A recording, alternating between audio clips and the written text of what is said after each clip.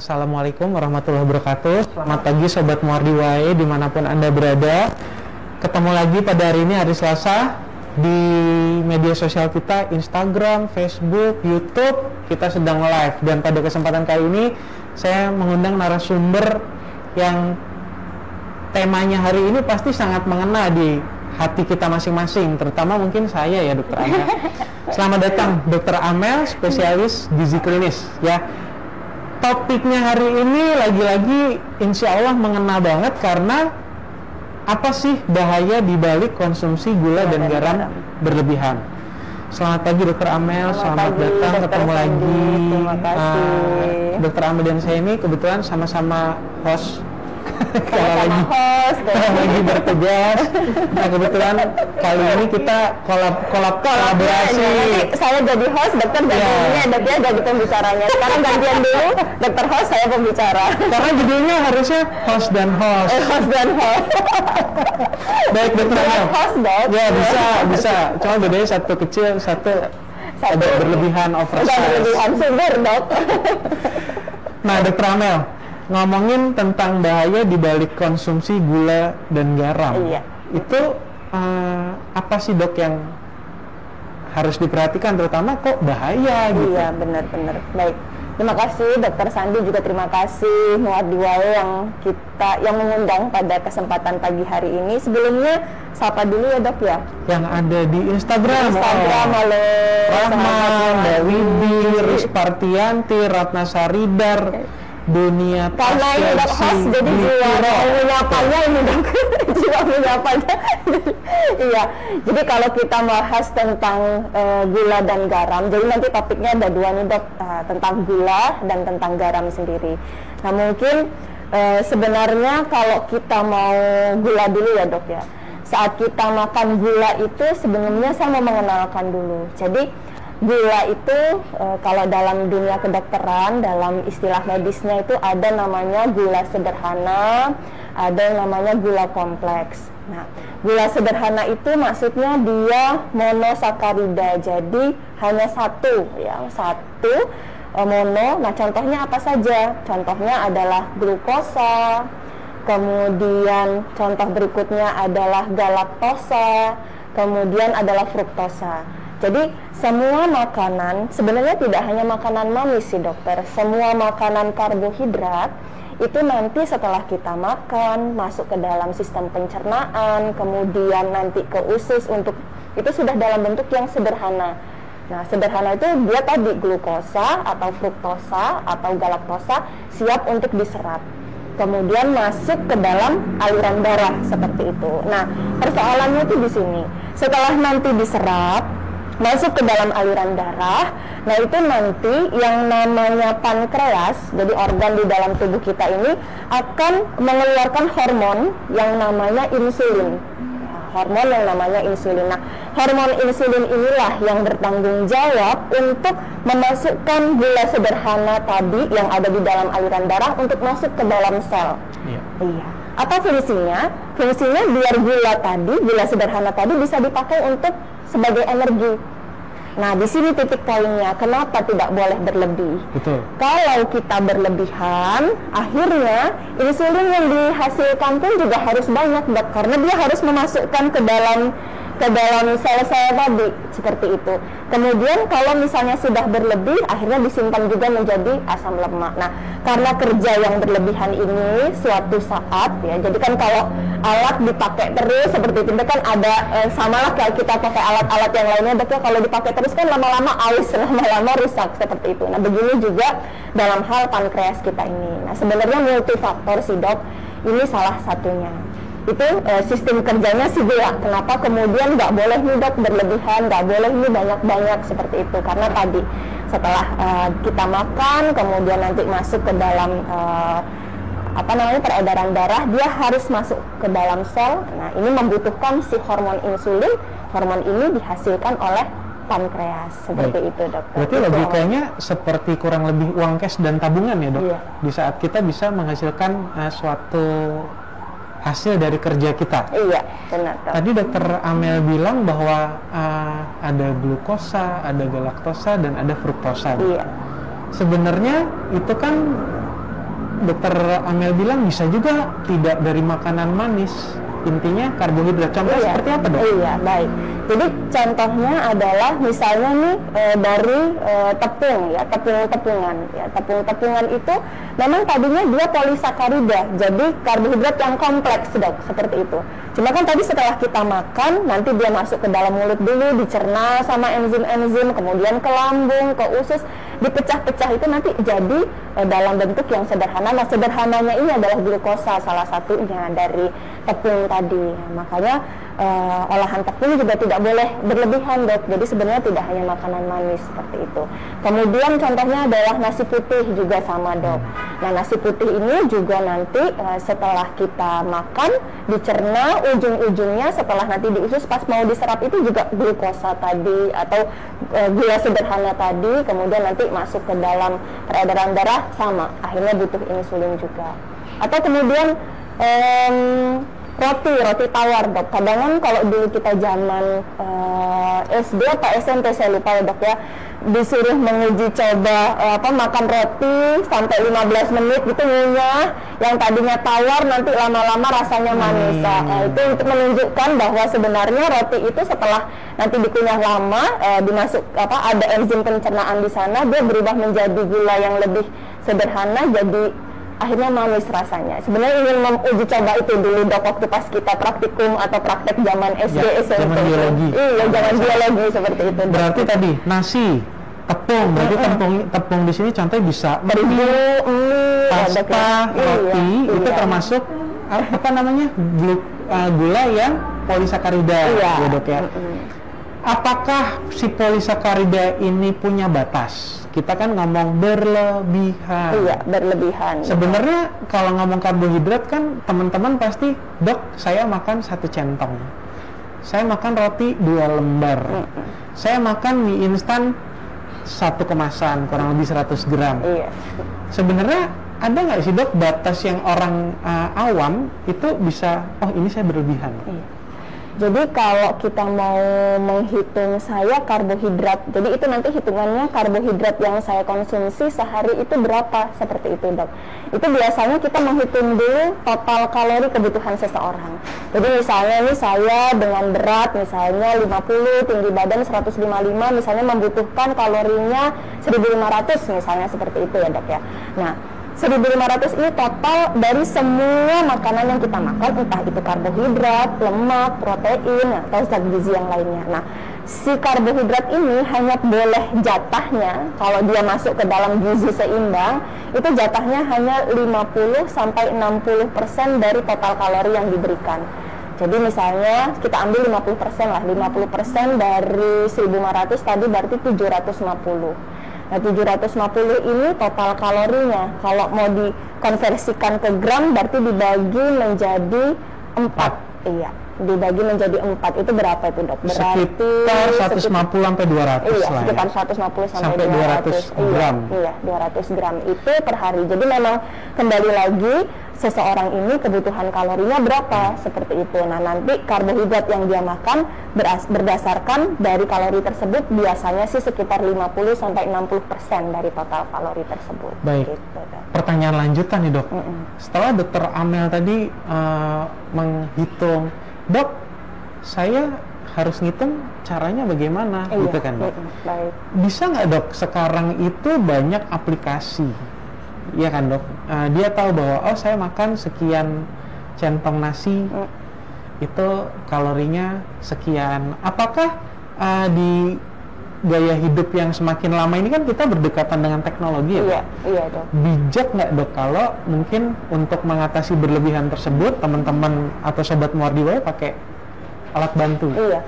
Boleh, dok, cukup membantu sih aplikasi-aplikasi yang ada itu. Nanti teman-teman bisa cari di internet.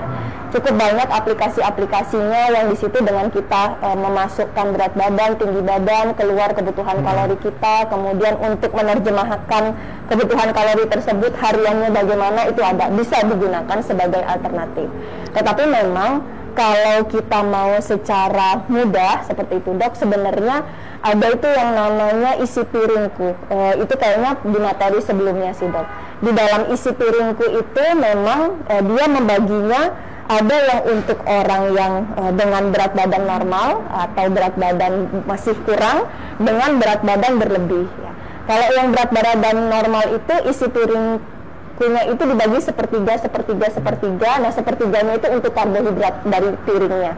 Nah, jadi sekitar sepertiga dari piring yang kita makan itu untuk sebenarnya bukan karbohidrat, makanan pokok. Iya.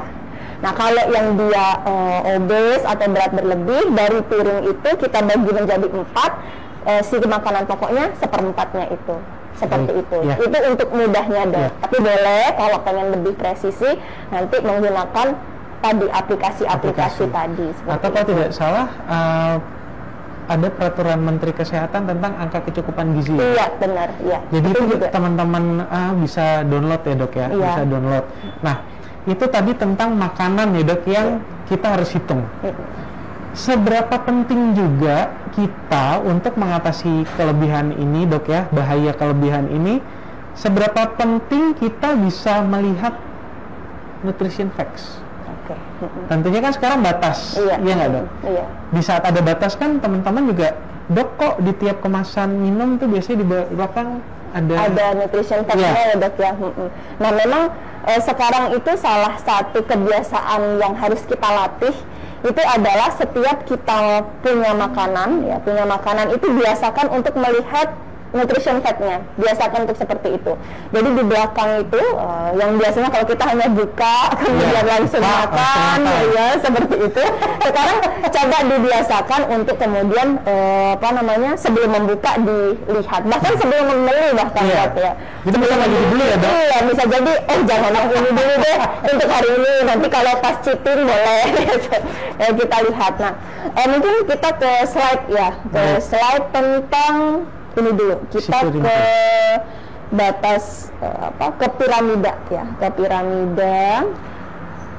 Iya, insya Allah ditampilkan di di layar dokter Ana. Baik, jadi kalau ini namanya tumpeng gizi dok, karena ini bentuknya seperti tumpeng. Ini yang direkomendasikan oleh Menteri Kesehatan ya. Mungkin sudah familiar teman-teman, tapi ini kita review kembali. Kalau di sini memang ditulis itu dok, kebutuhan gulanya sehari maksimal hanya boleh 4 sendok makan. 4 sendok makan itu berarti sekitar 50 sampai 60 gram dok. Sendok makan itu 10 per ini sendok makan. Jadi sekitar 40 sampai 50. Ini masih agak banyak sih ya dok ya kalau kita ngeliatnya. Kemudian kalau untuk garam itu 1 sendok teh itu sekitar 5 gram sekitar itu kalau untuk garam. Nah cuma ini tadi kan gula ya dok ya, bukan karbohidrat yang tadi saya sebutkan. Gula itu adalah bagian atau salah satu dari karbohidrat itu sendiri. Cuma kan kalau gula biasa ini kan sudah dalam bentuk biasanya sukrosa dok. Jadi sukrosa itu masuk ke dalam disakarida. Setelah dia dicerna nanti dipecah menjadi glukosa dan fruktosa. Jadi sama, nanti ujung-ujungnya memang akan dipecah. Jadi nanti sukrosa ini atau di sini disebut gula yang sering kita temukan di di warung ataupun kemudian di supermarket itu adalah sukrosa ya, sukrosa. Nah itu nanti dia adalah masuk ke dalam disakarida, nanti akan dipecah menjadi glukosa dan fruktosa. Nah ini yang nanti tadi seperti saya jelaskan di awal, masuk ke dalam pembuluh darah, membutuhkan insulin untuk memasukkan dia ke dalam sel. Nah kalau di sini sih kita dibatasinya hanya tadi bolehnya 4 sendok makan ya, seperti itu. Jadi kalau misalnya nutrition fact tadi batasannya berapa dok? Nah kembali lagi tadi mau seberapa banyak karbohidrat yang diperbolehkan kita per harinya, seperti itu. Jadi misalnya tadi hanya 150 gram, berarti kita ngelihat berarti kalau misalnya di sini sudah 20 gram, berarti sudah mengurangi jatah kita yang lain sekitar 1/8. Iya, seperti itu. Jadi makanya memang kalau enaknya sih dok, kita itu memang membuat menu untuk kita itu kita bagi menjadi menu makan utama dan snack. Enaknya itu seperti itu. Jadi pada saat menu makan utama tadi boleh berdasarkan piring tadi gitu. Ataupun kalau nggak terbiasa dengan piring, yang penting prinsip ada makanan pokok, ada lauk, ada buah dan sayur itu terpenuhi. Jadi kalau pun nggak bisa pengen nasi, pengen diganti, saya dengan roti. Roti tadi kan makanan pokok. Berarti itu makanan pokok, kemudian tadi harus ada lauk. Lauknya misalnya kita pakai telur atau keju, kemudian harus ada sayur dan buah. Berarti kita isi nanti ada selada sama tomat misalnya begitu, ada buah nih, berarti ada irisan buah dan jus. Nah itu sudah seperti seolah-olah isi piringku. Iya gitu. Jadi kalau bisa memang ada menu utama tadi yang seperti isi piringku, atau yang relasi dengan isi piringku tadi lah paling tidak. Kemudian ada kudapan. Nah biasanya snack-snack yang kita beli itu bisa sebagai menu kudapan, Dok. Kudapan ini snack lah seperti itu. Nah biasanya snack itu hanya 100 sampai 200 kalori, Dok, per kita sekali makan. Nah nanti tinggal dilihat nih, ini nutrition fact-nya itu misalnya dia biasanya nyebutin sih, Dok, kalorinya ya biasanya. Berarti kalau ngemil Indomie, Dok, maaf menyebut merek, mie instan. Mie instan. Kalau kalau pakai mie instan itu bukan snack, Dok. Itu sebenarnya sudah makan besar. Nah cuma tadi kalau kita pengen makan besar kan prinsipnya harus isi piringku seimbang. Biasanya kita cuma pakai mie, kadang-kadang telur misalnya, atau ini mau nggak mau ada mie, ada telur, ada sayuran hijau. Jadi ada sayuran hijau misalnya sawi, biasanya kita masukkan itu, ada tomat. Nah jadi udah jadi menu makan utama. Apa itu, Dok? Nasi putih. Orang Indonesia itu jadi lauk ya, itu jadi lauk. Jadi sekarang kan banyak nih, Dok, di media sosial. Maksud saya kan bahkan influencer itu beberapa mempraktekkan bahwa makan nasi ditambahkan sama lauknya tadi, mie instan, Dok. Iya. Itu kalau masyarakat tanya, Dok, ya kan pasti nanya, boleh nggak? Kalau kita mau kembali, ini jawaban sehat jawaban sehat dan jujur. Tidak boleh seperti itu, Dok, karena tidak seimbang. Berarti itu adalah polisakarida dan polisakarida. Iya, karbohidrat dan karbohidrat yang nanti kalau dipecah itu ujung-ujungnya sederhana semua loh, Dok. Itu. Karena tadi saya di awal kan menyebutkan ada namanya karbohidrat kompleks. Nah, yang karbohidrat kompleks ini yang sebenarnya harus diperbanyak. Biasanya karbohidrat kompleks ini tinggi serat, banyak seratnya. Contoh, Dok. Contohnya misalnya roti gandum. Iya. Oatmeal, nasi merah, nasi hitam juga termasuk dalamnya. Jagung juga itu ada seratnya seperti itu. Jadi sebenarnya kita juga nggak boleh tabu dengan karbohidrat, karena memang tubuh kita ini juga membutuhkan glukosa kan. Kalau kita ingat pelajaran dulu, Dok, ya, yang namanya semua makanan itu jadi sumber energi itu rata-rata bahannya adalah glukosa. Iya, seperti rata-rata bahannya adalah glukosa, bahan bakarnya. Ya. Iya, seperti itu. Nah, dokter tadi menyebutkan ada karbohidrat kompleks, karbohidrat sederhana. Berarti kalau nasi roti itu termasuk karbohidrat sederhana? Sebenarnya bukan karbohidrat sederhana, dia juga kompleks, Dok. Tetapi saat dipecah banyak jadi karbohidrat sederhana. Gitu. Jadi dia sama-sama karbohidrat, dia sama-sama, karena memang ada serat juga, Dok. Di nasi itu ada serat meskipun sedikit, sangat sedikit sekali. Tetapi tadi pas saat dia dipecah di fase akhir, saat sudah diusus biasanya, Dok, di usus kecil, itu kan tadi dipecah menjadi lebih sederhana. Yang lebih sederhananya itu kalau dia yang karbohidrat yang banyak singkatnya tadi, yang nasi putih sama tepung, olahan tepung, sama tadi satunya Dok? Tepung sama roti ya, roti tawar ya, Dok, ya olahan tepung juga ya, Dok, itu seperti itu. Nah, mungkin pemirsa atau sobat Mordiwae boleh nih mulai tanya-tanya nih ya, Dok, ya. Kan kita cukup udah banyak Dokter Amel intro tentang tadi gula yang berlebihan. Kita sapa dulu Ibu Lucy dari Landak Ngabang. Iya, setia banget ini. Halo Bu Lucy. Selalu ya, Dok, ya? Selalu nih, hampir selalu nih.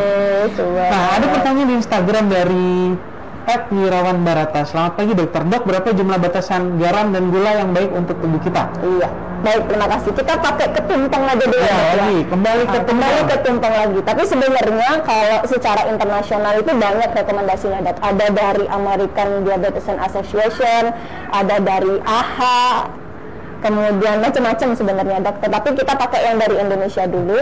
Kalau gula tadi ya, gula sukrosa atau gula yang sering kita temukan yang untuk kalau misalnya ngeteh dikasih gula seperti itu yang direkomendasikan hanya 4 sendok makan ya. Kita lihat di sini 4 sendok makan itu mungkin kalau di gram-gram sekitar 40 sampai 50 gram per harinya. Nah, seperti itu. Tetapi gini ya Mas ya, kalau bisa Mas siapa tadi yang nanya Mas Wirawan? Kalau sudah makan gula yang tadi, kalau bisa nanti makanan pokoknya yang dari sumber sederhana juga jangan terlalu banyak-banyak juga dokter, ya seperti itu. Kemudian selanjutnya kalau garam itu dia 1 sendok teh atau sekitar 5 gram per harinya. Nah tapi sebenarnya ini total ya Mas ya, tidak hanya kalau kita masak masukkan garam 1 sendok teh, bukan begitu, tapi total semua makanan yang kita makan, artinya termasuk misalnya nanti ada kudapan atau snack yang asin termasuk di dalam itu kita perhitungkan seperti itu. Kemudian kalau misalnya nanti ada makanan yang berpengawet gitu, itu termasuk kita perhitungkan. Jadi sebenarnya garam itu yang mau dilihat natriumnya dok. Ya betul. Iya. Kadang identik ya orang, dan apa bedanya garam sama natrium? Iya. Jadi umumnya garam dapur itu memang natrium, meskipun ada juga yang dari kalium dok. Tetapi yang mau jadi titik tekan dia dibatasi karena berbahaya itu sebenarnya natriumnya itu tadi. Karena kalau yang kita bahas ini adalah natrium ya. Jadi natrium gula yang garam yang memang biasa kita konsumsi itu isinya adalah NaCl, natrium. Nah, kenapa natrium ini harus kita batasi? Jadi garam dapur tadi kan mengandung natrium. Nah, natrium itu kalau masuk ke dalam tubuh kita, dia sifatnya itu menarik air. Sifatnya itu dia akan menarik air. Nah, nanti kita bisa bayangkan kalau dia sifatnya menarik air, berarti kan itu tertumpuk di pembuluh darah. Padahal volume atau ukuran dari pembuluh darah kita itu kan tidak akan mungkin melebar ya, sudah segitu saja seperti itu. Tetapi airnya banyak. Nah, otomatis kan karena airnya banyak, kita bayangkan airnya banyak, kemudian tempatnya tetap, otomatis kan akan bisa menyebabkan tekanannya jadi tinggi. Tekanan di dalam apa namanya pembuluh darah itu, tempatnya itu. Nah makanya kalau jantungnya sehat bisa dikompensasi dengan baik dok. Tetapi tadi lama-lama kan organ ini aus, lama-lama kan organ ini apa namanya ya ada batas kemampuannya. Nah sehingga kalau sudah sampai tidak mampu ini lagi, makanya bisa menjadi hipertensi seperti itu, ataupun memperberat dari hipertensinya seseorang. Logikanya gitu, dok tadi kalau kebanyakan natrium tarik menarik ya dok? Iya kan? Iya. Dia menarik cairan tetap lewat, akhirnya karena ada yang bocor, bukan bocor sih ngomongnya, ada yang narik tadi, si airnya pasti kan menambah tekanan. Iya, benar, iya dok. Seperti jadi itu bahayanya ternyata ya tadi ya, garam kenapa identik dengan natrium? Iya, seperti itu. Ternyata sebahaya itu. Sebahaya itu. Jadi kalau misalnya teman-teman sahabat Muardiwai juga harus melihat makanannya itu sebenarnya tadi kalau kita titik tekannya adalah natrium, berarti kan tidak hanya garam. Coba nanti misalnya kita makan makanan kayak snack itu kan dok ya, snack yang di dalam bungkusan itu kan pasti di belakangnya itu dia menuliskan natrium dia berapa. Nah, berarti memang hampir semua makanan yang dia itu pakai kemasan menggunakan natrium sebagai pengawetnya. Nah, jadi memang harus kita lihat itu, kayak misalnya ada keripik itu kalau kita beli itu mereknya macam-macam, pasti di belakangnya itu ada natrium berapa seperti itu. Atau chips. Ya, chips itu juga natriumnya berapa. Kemudian kayak ikan dalam kemasan gitu ya, atau ikan di dalam kaleng gitu, belakangnya nanti pasti kita lihat ada natriumnya, karena memang dia sebagai salah satu zat untuk mengawetkan suatu makanan. Itu ikan ya dok? Iya. Ikan asin dok? Apalagi ikan asin dokter. Iya kan? Berarti kalau ikan asin double, karena memang ikan asin tuh kayak ikan kan diawetkan ya dok? Dia diawetkan seperti itu. Berarti kalau ada orang makan tadi nasi timbel pakai ikan asin sama sambal dok, itu over apa ya dok? Gula dan garam ya dok ya. Tapi sekali lagi gini sahabat Muardiwai, bukan berarti tidak boleh ya dok ya. Tadi kan bukan berarti, makanya harus tahu batasannya tadi biar teman-teman bisa memperkirakan, saya makan ini udah berlebihan atau belum seperti itu. Karena hidup kalau makan semua dibatasi juga nanti nggak bahagia ya dok ya. Padahal bahagia itu salah satu kunci sehat, imunnya baik ya seperti itu. Jadi yang penting teman-teman tahu batasannya tadi. Kalau gula 4 sendok makan ya, dengan tetap memperhatikan isi piring itu setiap kita makan. Kemudian selanjutnya kalau garam tadi 1 sendok teh atau sekitar 5 gram seharinya, dengan juga memperhatikan asupan natrium dari makanan-makanan yang lainnya. Total kita per hari itu 1.500 sampai 2.400 mg natrium. Itu yang masih aman lah dok, seperti itu. Dok, kalau dokter barusan menyebutkan bahwa garam dan natrium sekitar 2.000 sampai 2.400 mg atau kira-kira 2 sampai 2,4 gram. Konversinya ke itu dok? Konversinya 1 sendok teh itu dok, itu 2.400 miligram itu sudah. Padahal itu udah batas. Iya, kalau itu udah batas. Berarti teman-teman harus ngasih garamnya kayak salt bay itu. Iya dok. Tapi kan kalau kita masak itu sebenarnya garam untuk semua makanan yang dimakan oleh orang rumah kan ya dok ya. Makanya kadang saya kalau punya pasien hipertensi misalnya gitu, saya bilang sama yang masakinnya, Bu, nanti di rumah dimasakin kosongan. Kosongan artinya cuma ada bawang merah, bawang putih, pokoknya bumbu-bumbu dapur. Buat bapak kosongan aja gitu, jadi jangan ditambah dulu garam dan gula. Nah nanti pas beliau mau makan silahkan taburkan sendiri. Jadi biar beliau memang benar-benar bisa memperkirakan saya kebanyakan atau masih bisa nambah. Masih bisa nambah, karena makan kalau hambar juga ya apa rasanya seperti itu. Karena orang Indonesia ini kadang kan menelan mentah-mentah. Iya. Batas maksimal tadi dokter Amel bilang itu sekitar 2.400 mg atau secara 1 sendok teh. Kan nggak mungkin 1 sendok teh suap ya dok. Karena dengan dicampurkannya ke dalam makanan itu kan dia istilah pengenceran. Iya kan dok? Dan itu banding berapa? Dan itu untuk satu keluarga kan biasanya dok, seperti itu. Jadi kalau saya sih menyarankannya kosongan dulu aja buat mereka-mereka hipertensi khususnya ya dok ya. Kemudian nanti pas mau makan ditaburin gitu. Jadi misalnya orang rumah udah nyiapin, kata dokter Amel, setengah sendok teh. Ini karena dia udah punya hipertensi nih dok. Jadi jangan 1 sendok teh. Jadi misalnya hanya boleh setengah sendok teh. Ya udah ditaruh kayak di mangkuk kecil gitu. Nanti pas makan tinggal naburin. Itu total dalam seharinya misalnya begitu. Wah, ternyata Sobat Muardiway, mungkin suatu saat kita akan mengadakan workshop awam tentang penghitungan. Ini seru loh. Ngitung apa namanya dok? Ngitung ya, maksudnya dengan ukuran rumah tangga. Karena juga sebenarnya kementerian itu udah ngeluarin namanya TKPI, teman-teman kan bisa download sama tabel komposisi pangan Indonesia. Iya, benar, dok. Nah, menarik tadi dokter bilang bahwa analoginya makanan ada manis. Pertanyaan nih dok. Oh, sama lanjutan berarti ya dok. Iya. Apakah ada faktor yang membedakan dok tiap orang, misalnya DM, obesitas, hipertensi? Iya. Ini mungkin ngomongin ini ya dok ya. Orang garam dan gula. Garam dan gula. Mungkin faktor yang menyebabkan seseorang diabetes dulu saja ya dok ya. Jadi kalau orang diabetes ini memang ada faktor yang dapat dikendalikan dan faktor yang tidak dapat kita kendalikan. Kalau faktor yang tidak dapat kita kendalikan itu diantaranya adalah faktor keturunan. Itu tidak bisa kita kendalikan.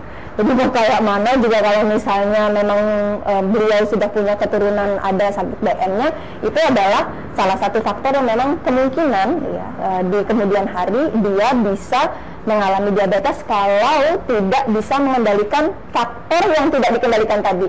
Faktor yang bisa dikendalikan tadi. Jadi makanya tadi kan saya sebutkan ada faktor yang bisa dikendalikan dan ada faktor yang tidak bisa dikendalikan. Nah, faktor yang tidak bisa kita kendalikan itu adalah gen atau keturunan. Nah ini ya udah, yang ini nggak bisa kita otak-atik. Nah yang kita otak-atik adalah faktor yang bisa kita kendalikan. Faktor-faktor yang bisa kita kendalikan itu diantaranya gaya hidup sehat, olahraga, dan makanan yang kita perhatikan. Ya, makanan kita perhatikan ya salah satunya tadi gula kita perhatikan seperti itu, jangan berlebihan. Kemudian karbohidrat juga kita pilih karbohidrat yang kompleks tadi ya dok ya. Kemudian juga kita menjaga bagaimana agar tubuh kita ini jangan berat badannya obes ataupun berlebih seperti itu. Kemudian juga kebiasaan-kebiasaan tidak ya manajemen stres dengan baik, tidak mau olahraga itu. Jadi yang dikendalikan itunya, faktor itu ya.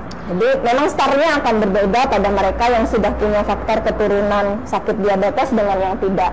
Lebih harus aware yang mana? Tentu yang lebih harus aware adalah mereka yang sudah punya faktor keturunan diabetes. Tapi bukan berarti pasti kena loh ya dok ya. Bukan berarti mereka yang sakit diabetes pasti nanti punya keturunan sakit diabetes kemudian mereka pasti akan kena, itu juga belum tentu. Tergantung bagaimana dia mengintervensi atau melakukan manajemen terhadap faktor yang bisa dikendalikan tadi dok. Seperti itu. Sebenarnya kayak saya melihat suatu iklan gula buatan, ayah saya diabetes, tapi jangan sampai saya terkena diabetes. Jadi walaupun teman-teman mungkin punya bayang-bayang itu belum tentu dokter bilang tadi pasti kena ya dok. Iya, belum tentu. Tapi tentunya bayang-bayang itu dibikin menjadi kewaspadaan. Iya, benar, kewaspadaan agar kita makin lebih disiplin, ya lebih ketat seperti itu dok. Seperti itu. Nah dok, tadi yang mau saya tanyakan juga dok, terkait dengan dokter Amel kan tadi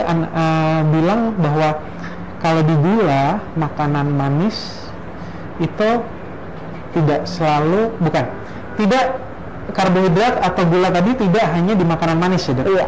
Bisa di nasi. Iya, nah, benar. Kalau si natrium itu kan tidak hanya di garam, beberapa beverages tentu atau contohnya minuman bersoda. Iya, benar. Ya, apapun minumannya itu kan mengandung garam. Iya.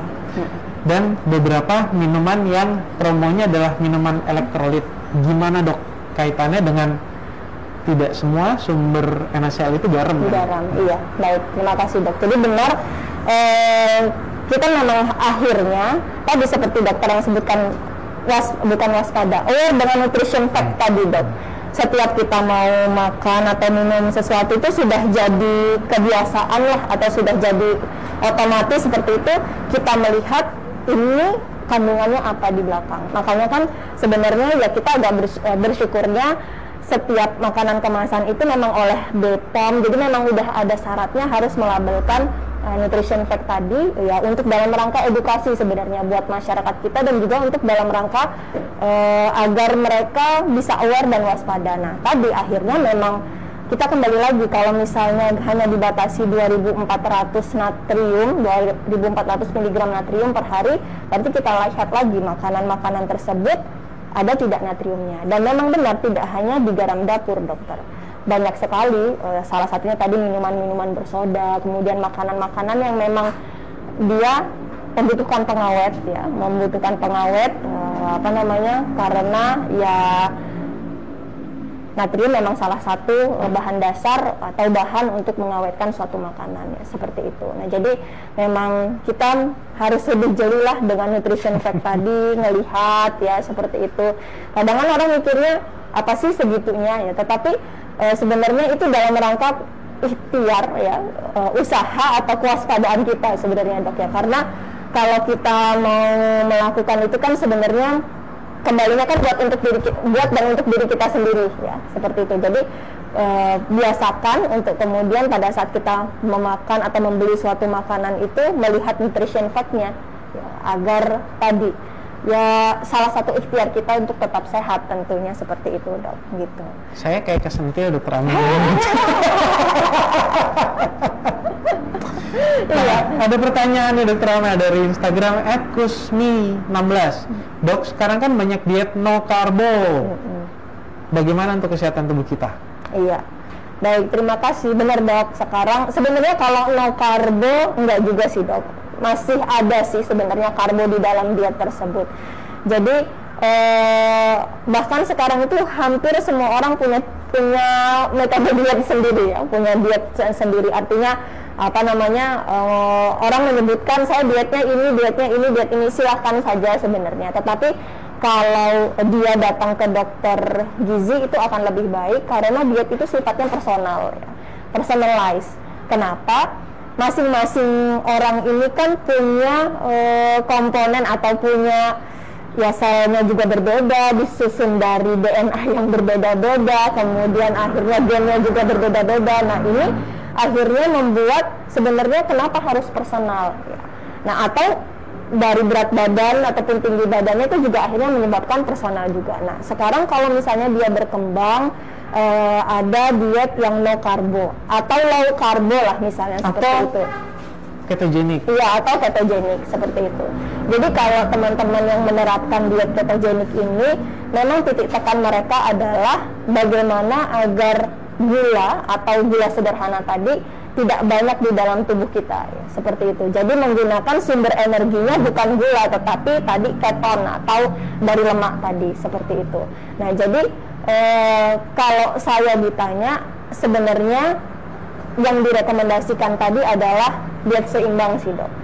Dengan komposisi yang seimbang, karena sampai saat ini yang sudah diteliti, yang tidak memberikan efek negatif terhadap tubuh, memang itu adalah diet seimbang. Tetapi tadi kalau teman-teman ingin menggunakan diet keto, saya sih menyarankannya di awal harus cek dulu dari profil, ada parameter-parameternya, mulai dari profil lipidnya, kemudian trigliseridnya, asam uratnya lah setidaknya, atau gula darahnya, agar teman-teman bisa melihat dengan saya sebelum memulai dengan yang setelah menggunakan diet tersebut, efeknya bagaimana di dalam tubuh kita, ya seperti itu. Karena itu yang paling objektif atau itu yang paling istilahnya ya bisa terukur lah, Dok, ya, seperti itu. Jadi paling tidak dimulai itu dulu, dan saya menyarankan juga jangan dalam jangka waktu yang lama.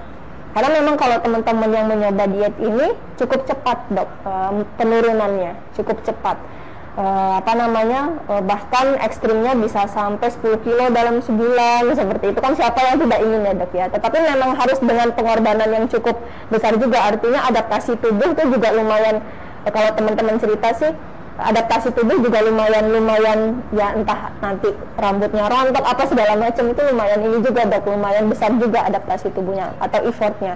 Nah, jadi dicek dulu sebelumnya bagaimana parameter kita, seperti itu, parameter darahnya, baru setelah mencoba dicek lagi, ya, dicek lagi. Jangan sampai tadi setelah kita membandingkan antara pre dan post dari sebelum dengan kita setelah menggunakan diet tersebut atau suatu diet, dari darah kita ini ada sesuatu yang tidak normal, ya, seperti itu, yang itu nanti berakibat buruk untuk di kemudian harinya. Makanya sih saya sarankan jangan lama-lama, cukup 6 bulan saja gitu. Nanti kembali lagi ke diet yang seimbang tadi, misalnya seperti itu. Dan kemudian lagi, Dok, pilih makanan yang lemaknya itu adalah lemak sehat, ya. Kadangan orang diet keto tetapi komposisinya itu komposisi lemak jenuh semua, Dok. Padahal kan lemak itu kan ada lemak sehat, ada lemak tak jenuh, ada lemak jenuh, atau mungkin simpelnya ada lemak sehat, ada tidak sehat. Nah, kita itu mengurangi lemak jenuh, karena lemak jenuh inilah yang nanti akan menyebabkan tingginya profil dari lemak jahat atau LDL kolesterol tadi. Nah, ini kan sudah diteliti banyak bahwa memang faktor risiko untuk pembuluh darahnya menjadi tidak baik, akhirnya bisa ke jantung, seperti itu. Jadi komposisi dari lemaknya pun juga diperhatikan. Jangan sampai terlalu banyak lemak jenuh. Nah, lemak jenuh itu artinya contohnya misalnya jeroan itu cukup banyak, Dok, lemak jenuhnya. Jadi gorengan, Dok? Gorengan juga. Gorengan, tapi kalau minyaknya sudah berulang kali tuh, Dok. Kalau gorengan dia minyak pertama sih tidak sebanyak lemak jenuh kalau dia sudah pakai minyak yang digoreng berulang kali, seperti itu. Dan ternyata semua itu yang namanya diet, di saat saya cerita saya berhasil menurunkan berat badan, belum tentu buat orang lain. Buat orang lain, iya, Dok. Karena tadi kembalinya ke personalized tadi, Dok. Bahkan startnya bareng, beratnya bareng, metodenya bareng, jumlah kalorinya bareng, itu belum tentu nanti endingnya sama, Dok. Ya, karena ada peran tadi genetik, makanya sekarang lagi berkembang itu, Dok, yang namanya nutrigenetik dan nutrigenomik, itu sedang berkembang itu diet yang memang berdasarkan dengan gennya seseorang, karena ternyata harus dipilih pilihan makanannya, harus dipilih pilihan olahraganya, seperti itu. Karena kalau dulu kan sempat ada di tahun 2000 awal golongan darah. Iya. Sekarang ada lagi ke genetik genomik itu, Dok. Dan saya melihatnya sih ini akan lebih tren, ya, Dok, ke depannya. Meskipun kalau di Solo mungkin belum begitu familiar, tapi di kota-kota besar, teman-teman saya di Jakarta itu ya bagi beberapa orang kesehatan itu adalah investasi. Jadi mereka mau seperti apa itu dikejar gitu, mau duitnya kayak apa itu sampai dikejar ya. Seperti itu. Baik, berarti dari Sobat Muardiwai yang pengen personalized nutrition bisa kunjungi Dr. Amel, spesialis gizi klinis. Di Muardi Selasa dan Kamis. Selasa dan Kamis, jangan lupa ya. Selasa dan Kamis, Poli Cendana, itu dari mulai asesmen status gimana berat badan saya yang 2 kali lipat berat badan misal itu kan. Oke, ada pertanyaan lagi dok tentang betulkah harus makan teratur pada jam yang sama setiap hari untuk mengatur gula darah jam yang sama? Iya, baik, terima kasih pertanyaannya. Sebaiknya gitu dok. Ya, sebaiknya memang mungkin bukan di jam sih dok ya, tetapi memang di waktu yang sama. Jadi ada makan pagi, ada makan siang, ada makan sore misalnya seperti itu. Kalau jam ya boleh lah geser-geser dikit seperti itu. Tapi kenapa seperti itu? Karena kalau kita ingat kan setelah kita makan ada proses pencernaan ya, kemudian nanti akan masuk ke dalam darah, itu membuat pankreas ini kerjanya jadi teratur dok ya. Membuat dia kerjanya jadi teratur dengan jumlah yang juga tidak jauh berbeda gitu. Kadang kan kita makan banyak nanti sedikit, itu kan waktu pas yang banyak ini akhirnya pankreas kerjanya juga maksimal pada saat kemudian untuk memasukkan glukosa ke dalam sel tadi. Ada jam-jam yang tidak makan sama sekali seperti atau porsinya sedikit. Nah, jadi memang kalau ditanya apakah lebih baik teratur, memang lebih baik teratur jam-jamnya tersebut agar tadi siklus dari insulin tadi pada saat dia mau memasukkan gula ke dalam sel ini juga lebih teratur, kerjanya lebih teratur seperti itu. Intinya adalah tim tadi ya dok? Iya. Kalau kerjanya, polanya atau ritmenya enak, insya Allah juga energi dan efektivitasnya lebih baik ya dok? Iya, benar. Semoga Mbak Rahma Prelove bisa terjawab ya. Iya. Nah, dari Facebook dok ada pertanyaan lagi. Dok mau tanya, ini mungkin maksudnya mengkonsumsi mie instan itu sehari harus berapa bungkus dok? Kan apalagi kalau anak kos itu malas masak ataupun pergi untuk beli di luar. Dan apa benar dok kalau kebanyakan mie instan bisa bikin usus buntu? Kayak makanan pokoknya kalau Mas Mbak Putri itu makanan pokoknya mie instan. Gimana dokter Amel?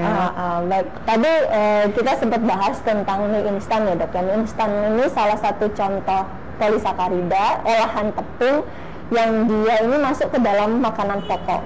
Jadi boleh nggak dok mie instan sebagai makanan pokok? Boleh ya, boleh, silahkan. Tetapi kalau kemudian pertanyaannya apakah boleh sering atau sehari berapa kali? Nah ini juga harus lihat natriumnya dok. Iya benar, lihat natriumnya juga. Jadi harus mempertimbangkan yang lainnya. Jadi dia ini kan masuk ke dalam makanan refined ya, makanan yang istilahnya bukan dia diolah ya, olahan lah istilahnya seperti itu. Olahan itu akhirnya kita harus memikirkan berarti ada zat aditif, ada pengawet, ada macam-macam lah di sana seperti itu. Nah, sebenarnya tidak bolehnya itu karena dia makanan yang banyak aditifnya itu dok sebenarnya. Kalau mie buatan sendiri ya, jadi dari tepung kita ngolah sendiri itu ya boleh-boleh saja sebagai pengganti makanan pokok yang intens dimakan setiap saat, itu boleh saja asal tadi sesuai isi piringku. Tetapi kalau dia mie instan karena dia tadi aditifnya ini yang kita pertimbangkan, nah ini yang akhirnya memang harus kita batasi juga ya. Sebenarnya tidak ada yang umum harus berapa kali bolehnya dok, tidak begitu sih dok. Lebih kepada kita memikirkan jangan sampai makanan yang banyak zat aditifnya ini menjadi berbahaya buat tubuh kita. Nah, seperti itu. Makanya kadang-kadang kalau saya mau masak mie atau saya mengedukasi pasien itu, kalau bisa yang pas awal itu untuk melarutkan aditifnya dulu. Jadi biasanya pakai air gitu dok, kemudian airnya mendidih, masukkan mie, agak mie-nya kenyal-kenyal itu, nanti airnya dibuang. Wah, padahal itu kalau di warung itu yang paling enak. Karena mie buatan sendiri itu jauh lebih nggak enak dibanding buatan warung, apa disebutnya, warung bla gitu kan, itu merek ya. Iya benar. Nah, itu terkait dengan tadi dokter sebut mie instan, Dok. Gimana kalau mie ini kayak kita di Solo punya bakmi Jawa yang mie-nya ada apa namanya, mie basah, mie kering gitu ya, Dok ya? Iya. Harus tahu bahan dasarnya dulu sih, Dok. Iya, kita harus melihat dulu bahan dasarnya itu. Kalau ditanya, Dok, mending mana mie yang kita goreng, istilahnya bukan goreng, kita olah sendiri tadi ya, atau tadi kan mie kemasan, mie instan. Iya. Dua-duanya sama mie nih, Dok. Kalau misalnya Mbak Putri harus punya alternatif, Dok? Kalau misalnya memang kan sekarang banyak ya, Dok, yang jualan dia mie olahan sendiri, mie olahan rumah tangga. Kadang kan ada yang jualan begitu.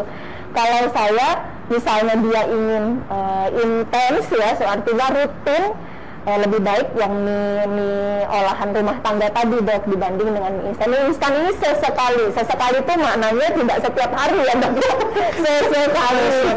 sesekali. Bukan sehari harus berapa bungkus? Iya, bukan sehari harus berapa bungkus. Yang hitungannya minggu, Dok, jangan hari. Hitungannya adalah minggu ya, seperti itu. Karena tadi aditifnya yang banyak, Dok. Ya, berarti bikin kecanduan ya, Dok ya? Bukan kecanduan ini ya, Dok, tapi tadi kan kalau kita buat ini kan ada pengawetnya, ada kemudian untuk mengenyalkan, ada untuk biar dia keras kering, itu kan semua berarti lewat proses yang panjang, yang itu pasti ada zat tambahan di sana. Nah, zat tambahan ini yang kalau ya masih diteliti juga sih, Dok, nah zat tambahan ini yang akhirnya nanti menyebabkan macam-macam. Kalau dia merubah, tadi kalau kita bahaskan nutrigenetik tadi kan ada, kalau kita ngomongin nutrigenetik itu berarti pengaruh tubuh kita, respon tubuh kita terhadap suatu makanan. Kalau nutrigenomik, suatu makanan merubah gen kita. Nah, kita tidak ingin ya dengan memakan makanan yang aditifnya banyak tadi merubah struktur gen kita ya, yang akhirnya jangka panjangnya ada kanker usus atau gangguan sesuatu di usus kita, seperti itu. Tidak inginnya itu seperti itu. Kalau ditanya tadi apakah menyebabkan usus buntu, bukan usus buntu sih, Dok. Ya sebenarnya keluhan di saluran pencernaan itu tidak hanya usus buntu, macam-macam ya, seperti itu, macam-macam ya. Karena memang fisiologinya mencerna dan menyerap makanan itu beda ya, Dok? Iya, benar. Mencerna dan menyerap makanan itu beda. Mencerna itu dia mulai dari mulut itu sudah dicerna, tapi kalau menyerap itu memang hanya di usus, Dok. Hanya di usus. Nah, jadi kalau kita bisa membayangkan suatu makanan yang aditifnya sangat banyak, zat tambahannya sangat banyak, itu kan berarti ikut terserap juga zat aditif tersebut. Nah, itu yang kita tidak tahu nanti karena dia kecil sekali, karena ada proses-proses begitu, apakah merubah tidak dari struktur gennya yang ujung-ujungnya nanti berbahaya buat sel kita, seperti itu. Makanya tetap seimbang, secukupnya. Makanya kan yang berlebihan itu tidak boleh, secukupnya itu tetap harus kita terapkan seperti itu. Gitu, Dok. Nah, Dok, kita sapa dari Sri S dari luar negeri nyimak. Wah, dari luar negeri. Terima kasih sudah bergabung. Nah, ada pertanyaan di Instagram, Dok, untuk deteksi dini diabetes pilih pemeriksaan OGTT atau C-peptide. Wah, ini sebenarnya materi DM waktu itu Eva ya. Nanti biar dia nanti mungkin ada pemeriksaan tertentu. Nah, saya menyinggol dikit mumpung pertanyaannya diabetes nih. Orang diabetes itu kan kaitannya sama gula berlebihan. Sampai akhirnya tadi yang buat naruh gula si insulin rusak. Ya, Dok. Orang selalu identik bahwa saya atau siapapun yang sakit gula itu tidak boleh minum manis. Kadang mereka melupakan sumber gula tidak hanya minuman manis. Gimana, Dok? Atau sarannya Dokter Amel bukan merubah ya, pandang itu kan harus kita rubah cara pandang, Dok. Apa yang harus dibatasi selain minuman manis tadi, Dok? Kalau misalnya ada pertanyaan, bolehkah orang yang sakit diabetes minum manis? Sebenarnya bukan tidak boleh sama sekali ya, Dok ya, tetap diperbolehkan. Tetapi tadi kita pilih gulanya, gula yang mana. Makanya kan sekarang akhirnya gula itu juga berkembang, Dok. Ada yang gula 0 kalori, ada yang gula macam-macam lah. Sekarang sudah tersedia karena teknologi juga semakin canggih ya, Dok ya. Ada dia gulanya sama-sama gula tebu tapi sudah pakai teknologi, akhirnya rasanya tetap manis tapi ternyata tidak menaikkan kadar gula darah, klaimnya seperti itu. Ada juga gula yang 0 kalori, kita bisa beli seperti iklan-iklannya seperti itu. Menarik nih tentang gula apa Dok? Gula tadi ya? Iya, gula. Terutama buat penderita diabetes. Sekarang kan macam-macam tuh Dok. Ada gula merek X yang labelnya misalnya diabetes. Ada gula merek X yang labelnya ya reguler mungkin ya Dok. Ada gula X yang dari daun stevia. Iya. Itu semuanya satu, amankah? Dua, bagaimana supaya bijak terutama menggunakannya? Ya, teman-teman yang sakit gula sakit gula. Iya. Baik. Jadi prinsipnya memang gula tersebut boleh dikonsumsi, ya. Gula tersebut boleh dikonsumsi oleh teman-teman yang sakit diabetes. Tetapi tadi saya pernah berdiskusi dan kemudian pernah mereview satu jurnal ini Dok, systematic review lagi, dia meta analisis gitu ya, seperti itu. Ternyata setelah direview dari semua penelitian yang meneliti menggunakan gula stevia atau gula apa tuh ternyata tetap harus dibatasi. Karena setelah dikonsumsi pun dia akan merangsang dari otak kita, jadi sistem regulasinya itu tetap sama pada saat kita makan manis yang biasanya itu Dok. Bahkan kalau terakhir disimpulkan tetap hanya direkomendasikan maksimal 1-2 bungkus saja sehari. Seperti itu, agar tetap aman. Jadi bukan berarti mentang-mentang sudah tersedia macam-macam gula gitu, karena ini udah dibilang labelnya gulanya aman, jadi makan manis tapi pakai gula itu tapi banyak, itu juga itu kurang bijak, seperti itu. Jadi dalam penelitian itu disebutkan begitu. Jadi ternyata efeknya jangka panjang di kemudian hari sama, dia tetap pertanyaan dan jangka panjang Dokter Amel. Jadi memang tetap sama, dia akan kemudian akhirnya respon tubuh kita seperti saat kita makan gula yang biasa tadi, seperti itu gitu loh, di kemudian hari. Bisa juga kayak dua mata pisau ya Dok? Iya. Oke. Nah, ada waktunya kurang 5 menit, topiknya menarik. Pertanyaan mungkin hampir terakhir nih ya, dari @verowikamia. Dok, kenapa makan malam atau setelah makan langsung tidur tidak disarankan? Oh iya, benar Dok. Kalau orang diet saya sangat tidak menyarankan makan malam dalam jumlah dan porsi yang besar. Jadi sebenarnya awalnya itu dari kalau kita makan malam itu kan tadi ke pencernaan, kemudian kalau kita ingat tadi di penyerapan, kemudian ada gula di darah kita, seperti itu. Nah, bedanya saat malam sama siang itu adalah pertama di metabolisme tubuh kita. Kalau siang ini kan memang tubuh kita itu sudah disiapkan beraktivitas ya Dok ya, sudah disiapkan untuk beraktivitas. Akhirnya metabolisme selnya itu juga tetap berlangsung dengan baik Dok. Nah kalau malam ini memang melambat metabolisme kita itu, sehingga kalau kita makan dalam jumlah yang banyak, tumpukan dari gula tadi, salah satunya glukosa tadi itu dia tidak cepat, akhirnya lebih banyak yang disimpan Dok. Makanya jadi tidak sukses itu kalau mau menurunkan berat badan kalau makan malamnya masih banyak. Berarti bahan bakar tadi tidak dipakai? Iya, tidak dipakai Dok. Selain karena metabolismenya melambat, kita juga tidak beraktivitas, akhirnya jadinya itu seperti itu. Perut deh. Gitu. Wah, berarti ternyata urusan gula dan garam ini tidak sesederhana itu ya Dok. Tentunya semua Sobat Muardiway harus bijak ya Dok. Iya, harus bijak ya, dan mungkin mengenalinya jangan hanya gula yang manis saja dan garam yang ada di dapur saja, tetapi memandangnya semua makanan itu ujung-ujungnya yang menghasilkan gula itu apa, semua makanan yang ada garam khususnya tadi natrium itu apa, ya seperti itu. Berarti pertama sobat di sini kan pasti sudah pegang gadget ya Dok ya. Bijaklah gunakan kalau mau mencari, tidak hanya berbekal tanya dietnya si A, si B, si C ya Dok ya. Iya benar Dok.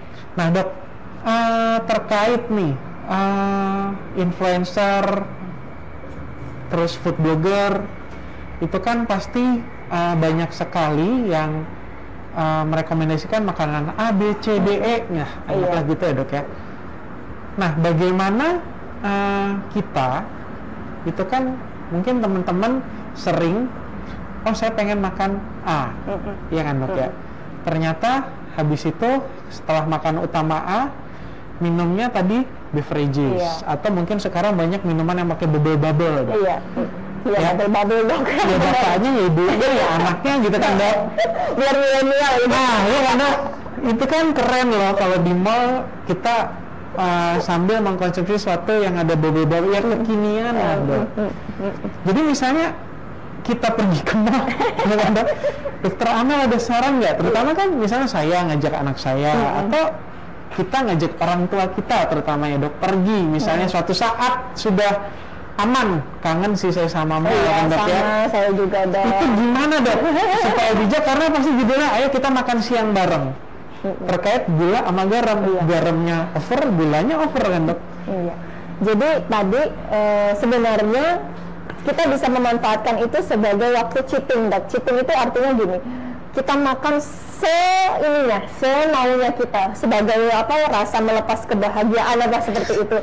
Tetapi nanti kalau sudah kembali ke rumah, kembali ke jadwal biasa hari berikutnya, kembali lagi ke menu seimbang, ke sehat seperti itu. Jadi tadi kembali lagi tidak berlebihannya, itu prinsip tidak berlebihannya itu yang harus kita kedepankan. Boleh silahkan, tadi kan kita mungkin ya bukan karena milenial akhirnya setiap hari tidak ya. Nah pada saat kita tadi keluar itu adalah kita jadikan waktu cheating keluarga lah ya, misalnya seperti itu. Nanti kalau kembali ke rumah atau kembali di hari lainnya lagi, harus nih sesuai dengan isi piringku, kemudian semakin bervariasi ataupun batasan-batasan tadi kita kembali lagi. Dan tentu memang para food blogger dan yang lain-lainnya itu memang perlu diajak kolaborasi sih ya, Dok. Ada perangai ya, ataupun sama ahli gizi ataupun sama dokter-dokter yang lainnya, agar mereka, karena influencer itu kadang-kadang ya visual kan, Dok. Kita kan itu visual enak. Sekarang di saat itu bukan hari Sabtu atau Minggu, orang kan melihat apa yang promo di aplikasi, Dok. Benar itu. Jadi mengajak mereka berkolaborasi, dan mereka juga harus open mind juga, artinya mereka tidak hanya titik tekannya bagaimana channelnya jadi rame, itu tidak boleh hanya itu ya, karena kan kita ngomongin tentang generasi nih, kita ngomongin tentang orang banyak, tentang orang yang meniru kita ya seperti itu. Jadi mereka juga harus open mind, mau juga membuka diri untuk berkolaborasi dengan expertnya, dengan yang ahlinya seperti itu. Saya tertarik sama statement Dokter Amel bahwa kesehatan itu investasi. Itu terpanggil. dalam. Baik, waktunya sudah amat sangat terbatas. Sebagai penutup Dokter Amel, take home message atau apa yang bisa kira-kira Sobat Muardi Wae cerna, amati terkait dengan pembatasan gula garam supaya tidak berlebihan, Dok. Iya, baik. Jadi kalau kita simpulkan dari diskusi kita pada siang hari ini, pagi menuju siang ya, pertama terkait dengan gula. Kalau gula tadi kita menyimpulkan bahwa dari Departemen Kesehatan itu setidaknya di 4 sendok makan atau sekitar mungkin 40-50 gram per harinya. Tetapi tidak boleh melupakan asupan makanan pokok yang lain. Artinya itu pun juga diperhitungkan. Jangan berlebihan. Bagaimana? Mudahnya adalah dengan menggunakan tadi isi piringku yang tadi sudah saya sebutkan. Itu untuk gula ya. Nah, kemudian kalau untuk garam, garam tadi kalau dari Departemen Kesehatan setidaknya 1 sendok teh atau 5 gram per harinya. Dan titik tekannya adalah tidak hanya garam, kita review lagi, adalah natriumnya. Sehingga konsumsi natrium harian kita dari garam ataupun dari makanan-makanan berpengawet ataupun makanan lainnya juga harus kita perhatikan, juga jangan berlebihan. Setidaknya tadi kalau untuk natrium adalah di 1.500 sampai 2.400 mg. Jadi kenapa harus seperti itu? Agar tadi ada kembali lagi, agar tubuh kita tetap sehat ya. Ini juga untuk investasi jangka panjang ya, seperti itu. Kadang kan dari hal-hal kecil yang kita perhatikan ini bisa jadi itu salah satu cara kita untuk bisa tetap sehat ya. Dan tentunya pola hidup sehat ini tidak hanya makanan, olahraga, kemudian juga manajemen stres yang baik, minum yang cukup, itu juga tetap harus diperhatikan. Ini adalah bagian dari kita tetap hidup sehat ya, untuk investasi jangka panjang. Dalam itu dalam. Iya. Terima kasih Dokter Amel, semuanya saya rasa itu kejadian di kehidupan kita sehari-hari deh, apa yang sudah disampaikan Dr. Amel. Dan insya Allah Sobat Muardi Wae dengan setiap hari Selasa nonton acara kita bisa gantian ya teman-teman, nanti gantian nanti insya Allah saya yang di situ, nanti Dokter Sandi yang di sini, nanti kita seputar nutrisi anak bisa. Jadi pesannya adalah di saat orang dewasa ngeliat Dokter Amel itu harus kecil ya, tapi di saat anaknya ngeliat saya pesannya adalah harus bisa. Oh, menarik. Baik, hasil rekaman acara kita kali ini itu bisa dilihat di YouTube, di Facebook, di Instagram @RSUD Dr. Muardi.